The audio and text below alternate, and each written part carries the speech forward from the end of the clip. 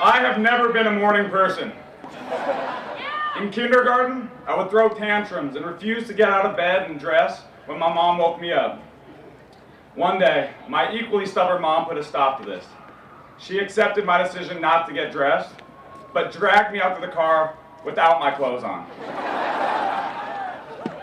She told me, "You don't have to get dressed, but you will get to school on time." My youthful defiance continued into high school.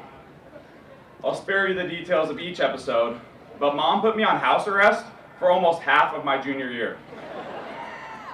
She believed it was better for me to be locked up by her now than by a prison warden later on in life.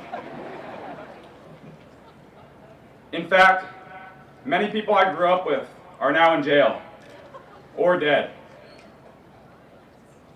To me, at this moment, it is totally surreal to think that I'm standing on this stage rather than traveling down that other tragic path.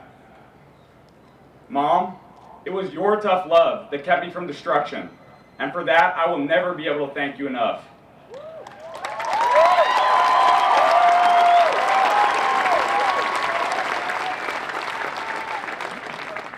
But it was Santa Clara that taught me what a constructive life may look like, and for that too, we will never cease to be grateful.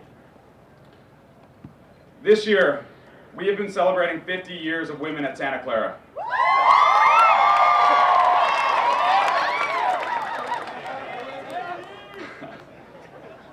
I can personally attest that my time here would not have been nearly as rich without the plethora of women.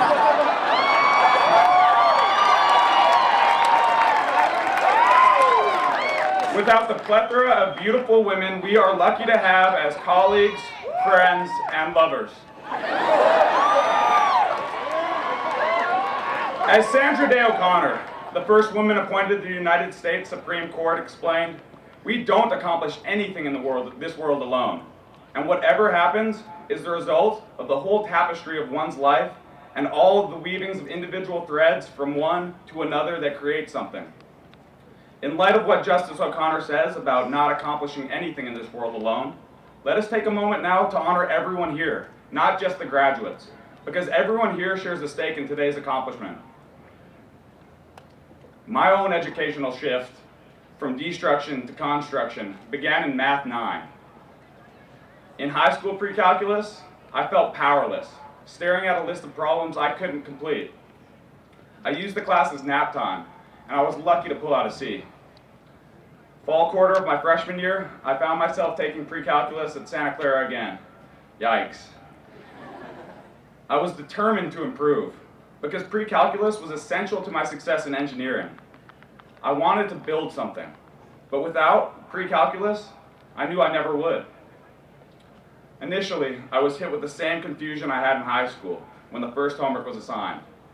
But the professor assured our class if anyone had any questions, he would be available in office hours. So I decided to go.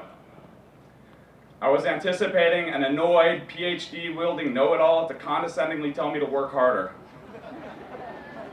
Instead, I got a PhD-wielding personal tutor who cared as much about me and my personal understanding of the subject as he cared about the subject itself.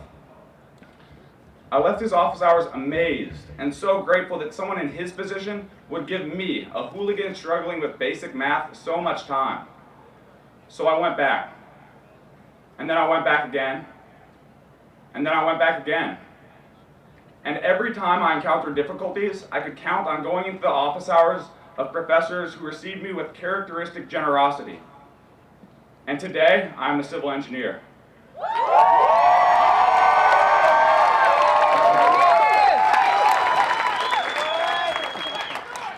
And thus, we are built up of these weavings, of these individual strands of kindness so common at Santa Clara. It is this systematic generosity that constructs us. Now, graduates, it is our obligation to continue this positive cycle. Now it is our time to live out the mission we have heard and experienced so much at Santa Clara.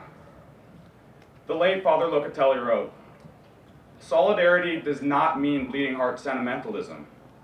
It combines rigorous intellectual inquiry with personal contact and commitment. This is the ethical bottom line. I cannot be whole if most of the world is broken.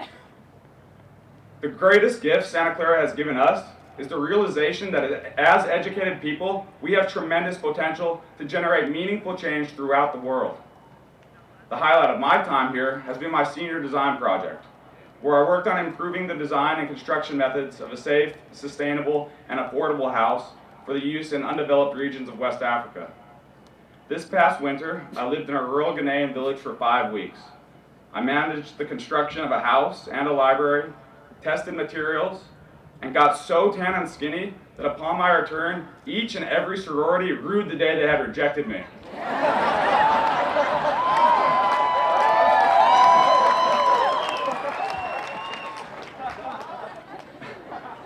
When I began working on the project, I thought the time commitment would send my social life and grades into a plummeting spiral.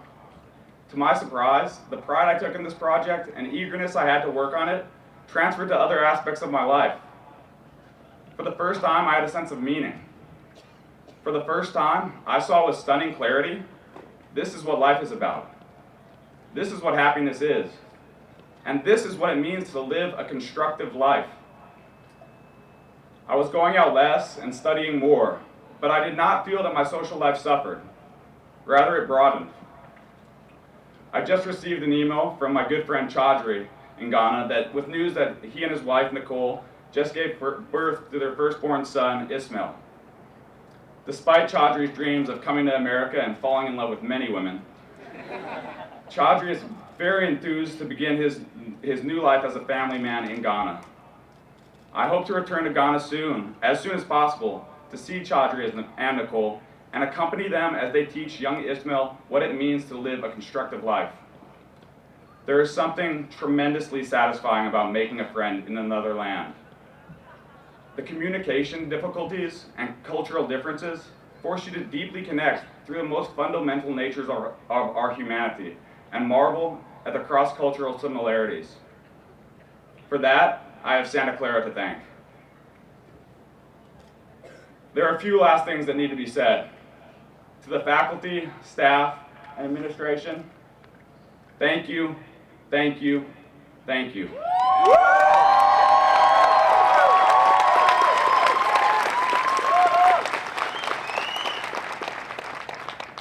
Your generosity and dedication to students' education, well-being, and growth as human beings defines the educational experience at Santa Clara.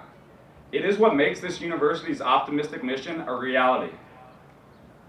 To the parents and families, thank you, thank you, thank you.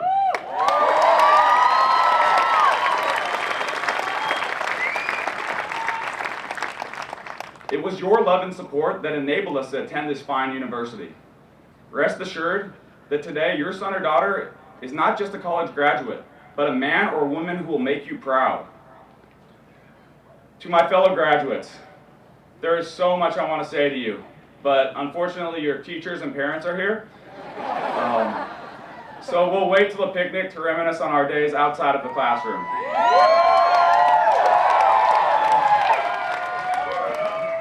We will always remember those late nights studying in the library and those lazy Sundays basking in the sun of the Mission Gardens. It has been a blessing to live and grow with such a smart, driven, and caring community of friends. As someone who came to Santa Clara University on a tightrope between a destructive and a constructive life, I'm humbly honored today to represent a class of over 1,000 men and women who will forever be stewards of the Santa Clara mission and spirit wherever life takes us. Let us now ourselves build upon the foundations that so many have constructed for us.